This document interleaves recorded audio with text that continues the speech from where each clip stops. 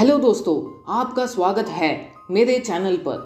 अगर आपको रात के अंधेरे में छुपी हुई कहानियाँ पसंद है तो आप बिल्कुल सही जगह आए हैं।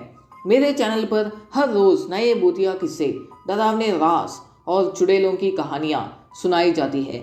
यहाँ पर आपको मिलेगा वो थ्रिल, वो सस्पेंस और वो अनजानी दुनिया जो आपको रात को भी सोने नहीं देगी। तो दोस्तों, अगर आपको हॉरर स्टोरी सुनने का शौक है तो सब्सक्राइब करें मेरे चैनल को और घंटी बजाएं ताकि आपको हर रोज़ एक नई कहानी सुनने को मिले। और हाँ, लाइक करना मत भूलना क्योंकि वो भूतों को खुश कर देता है। दोस्तों, आप तैयार हो? तो चलिए आज से हर रोज़ रात को मिलते हैं भूतों के साथ। सब्सक्राइब करें, बेल आइकन दबाएं और हॉरर की दुनिया में खो जाए। रिमेंबर, रात को अंधेरों में भूतों की आवाज़ें सुनाई देती है जैसे वो हमसे मिलने आए हो। मेरे कजिन ने मुझे एक कहानी सुनाई जो राजस्थान के एक छोटे से गांव में रहते हैं। ये कहानी बहुत साल पहले की है, जब इंडिया अभी ब्रिटिश रूल के नीचे था।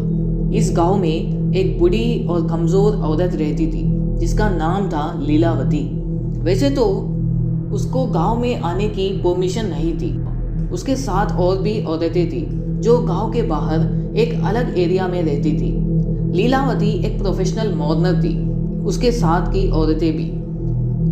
इंडिया के कुछ हिस्सों में एक अजीब रिवाज है जहां जब किसी इम्पोर्टेंट फैमिली का कोई मेंबर मर जाता है तो उनको मौन करने की परमिशन नहीं होती क्योंकि वो हाई स्टेटस के होते हैं। तो वो प्रोफेशनल मॉर्नर्स को बुलवाते हैं जो मरे हुए व्यक्ति के बारे में जितना हो सके इंफॉर्मेशन लेते हैं और पूरी गांव को सुनाई दे सके इतना जोर से रोते हैं। आंसू बहते हैं जैसे नदियां और उनकी चीख गूंजती है जैसे बिजली की गरज। जब वो अपना सीना पीटती है दुख में और फ्यूनरल प्रोसेशन के साथ चलती है। ये रिवाज को रुडाली कहते हैं। वो हमेशा ब्लैक ड्रेस पहनती थी और लोग उनसे दूर रहते थे, सोच के कि वो अपशकुन है और गांव में बैड लक ला सकती है। लीलावती सबसे बड़ी थी। उसने तो अपनी उम्र भी भूल गई थी। उसका पति साल पहले ही मर गया था और उसके कोई बच्चे नहीं थे। लेकिन जब भी किसी की फ्यूनरल होती थी उसकी आवाज़ सबसे ज़्यादा सुनाई देती थी। वो अपने काम में एक्सपर्ट थी। कभी कभी कॉलोनियल्स का एक रिप्रेजेंटेटिव टैक्स कलेक्ट करने आता था। गांव एक बड़े घर से कुछ माइल्स के अंदर था जो ब्रिटिश ने बनवाया था ताकि इम्पोर्टेंट ऑफिसर्स और दूसरे लोग वहां रह सके। ये घर अभी कैप्टन स्मिथ के कब्जे में था जो गांव के लोकल मर्चेंट्स की पूजा करते थे क्योंकि वो उनको ओपियम ट्रेड करने का लाइसेंस दे सकता था। एक दिन स्मिथ अपने प्राइज्ड हॉर्स पे सवार होकर गांव से गुजर रहा था जो उसने एक महाराजा के स्टैबल से लिया था। जब वो गुजर रहा था तो उसने रोड पे एक छोटी सी ब्लैक फिगर देखी। वो लीलावती थी। वो गांव के वेल से पानी लेने गई थी और गिर गई थी। उसका माथा खून से भरा हुआ था और उसका टूटा हुआ मटका उसके पास पड़ा हुआ था जिसमें से पानी रोड पे बह रहा था। वो मदद के लिए हाथ बढ़ा रही थी। उसने बोला स्मिथ के बूथ को पकड़ रही थी। जब वो उसके पास स्लो हुआ, स्मिथ को समझ नहीं आया कि वो क्या कह रही है, लेकिन उसको पता था कि उसको मदद चाहिए। लेकिन वो इस औरत से गंदा महसूस कर रहा था। एक बूढ़ी कमज़ोर औरत रोड पे पड़ी हुई, कैसे उसने उसको टच किया। लीलावती अगले दिन सुबह मर गई मिली। उसका क्रेमेशन नदी के पास हुआ और गांव के मंदिर का पंडित उसके लिए प्रे कर रहा था। लेकिन उसकी आत्मा इतनी जल्दी मूव ऑन नहीं करने वाली थी। उसी रात जब स्मिथ अपने बेड पे लेटा हुआ था उसने किसी की रोने की आवाज़ सुनी अपने घर के बाहर।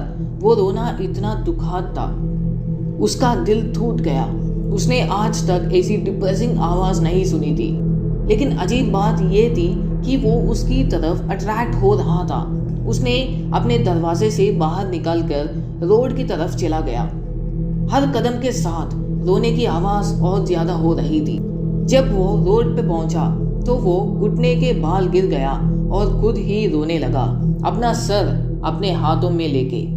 स्मिथ का डेड बॉडी अगले दिन सुबह उसकी मेड ने रोड पे पाया। गांव वाले कहते हैं कि लीलावती आज भी अपने ड्यूटीज निभा रही है। हर बार जब गांव में कोई मरता है तो आप उसकी रोने की आवाज़ सुन सकते हैं। उस रात गांव के डर्ट रोड्स पे चलते हुए वो उसे रोने वाली औरत कहते हैं, और जब कोई मरता है तो वो अपने घर के बाहर रोड पे एक कॉइन छोड़ देते हैं, एक पेमेंट के तौर पे, क्योंकि वो उनके लॉस के लिए मौन करती हैं। तो दोस्तों, आज की कहानी यही तक है। अगर आपको ये हॉरर स्टोरी पसंद आई हो तो लाइक करें और अपने दोस्तों के साथ शेयर करें। कमेंट्स में बताइए कि आपको किस पार्ट से सबसे ज़्यादा डर लगा। और हाँ, अगर आपने अभी तक चैनल को सब्सक्राइब नहीं किया है तो सब्सक्राइब करें, ताकि आपको हर रोज एक नई कहानी सुनने को मिले। बेल आइकॉन दबाना मत भूलना, क्योंकि वो भूतों को भी जगाता है। दोस्तों, मिलते हैं अगली कहानी में, जब रात को अंधेरों में भूतों की आवाजें सुनाई देंगे। Stay spooky, stay curious.